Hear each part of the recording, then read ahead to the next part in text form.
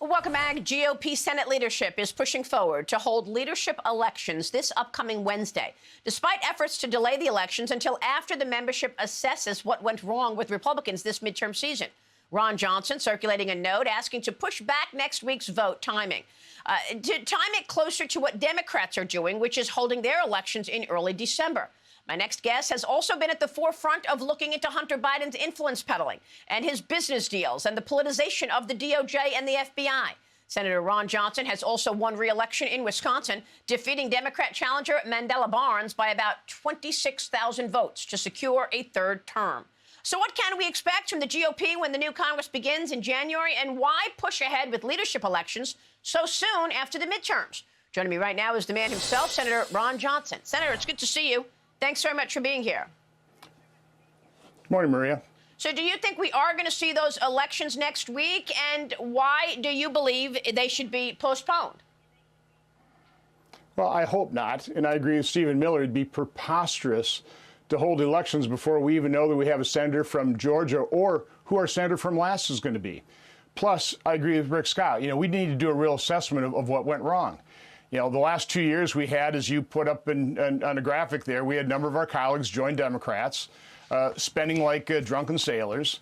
I heard repeatedly when they joined in, for example, the infrastructure spending bill, rather than repurpose $700 billion from the COVID relief and apply that toward infrastructure inside the conferences, well, infrastructure spending so popular, let's spend more than $1 trillion. That obviously was not a winning message or a winning agenda. That was a losing message, a losing agenda, and we need to discuss that internally. We need to have thorough discussions internally. And as I talked to my colleagues before I left town, if I survived re-election, we need a different governing model for our conference that's far more collaborative, that is more business-like. That's another thing that I liked what Rick talked about. As a business person, you come into the dysfunction that is not only Washington, D.C. and Congress, but our conference.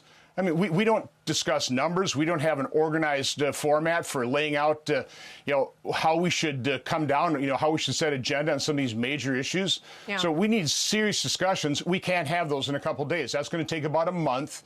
And I think Democrats are smart in terms of delaying their elections till, I think, the first week in December. We ought to follow suit.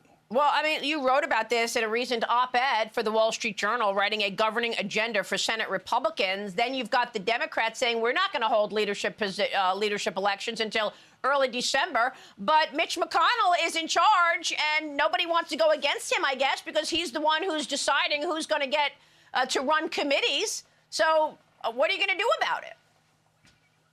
Well, really think about it. If we hold those elections right away Wednesday, you probably have more campaigning done in a high school class president election than we would have in the most deliberative body in the world. It is absurd. It is preposterous. They need to be delayed. We need to have these discussions. Well, let's also talk about what's possible now that we know it's likely that the Democrats are going to have the majority in the Senate. Next week, you've got Christopher Wray testifying in front of the Homeland Security Committee, your committee. What are you going to ask him? And are you going to continue your deep dive investigation on the DOJ, on the FBI, on the Biden family influence peddling?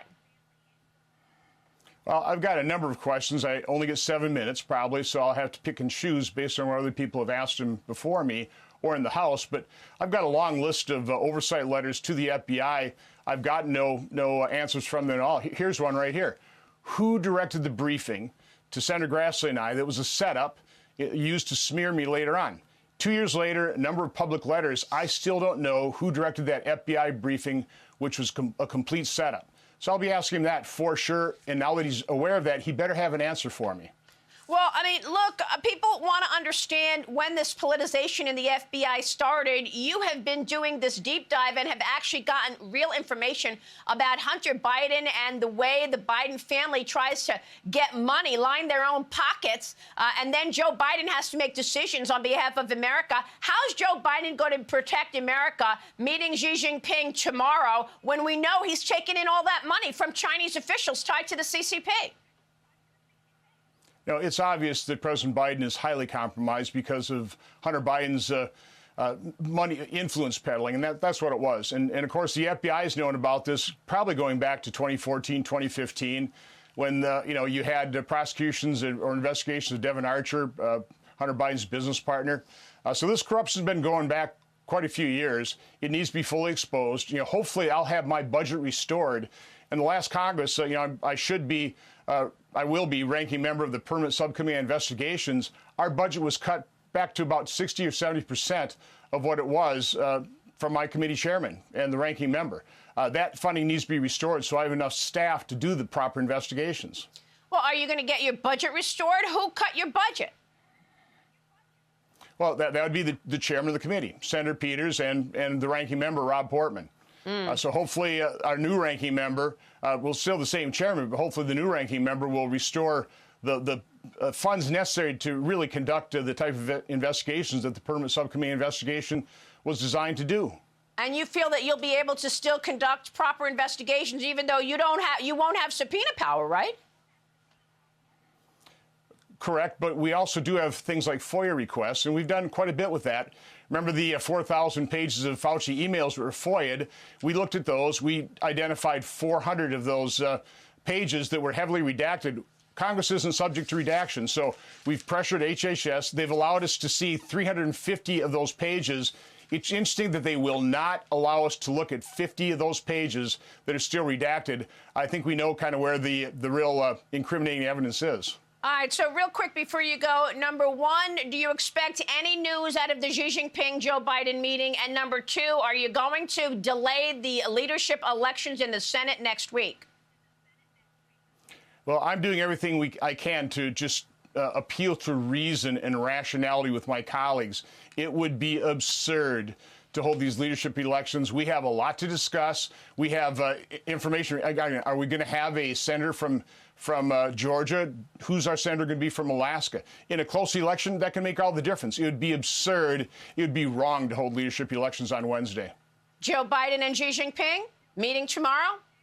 What do you expect? It's hard to say. We'll get some kind of readout from it. But again, I just, my feeling is that Joe Biden is highly compromised. Why else would we cancel the China initiative, the DOJ program designed to investigate China's theft of our intellectual property from colleges and universities? It made no sense whatsoever. There's only one explanation. Joe Biden is compromised. I've been asking the question for months since they canceled the China initiative. Absurd. Wisconsin Senator Ron Johnson, we so appreciate your time. Thank you, sir.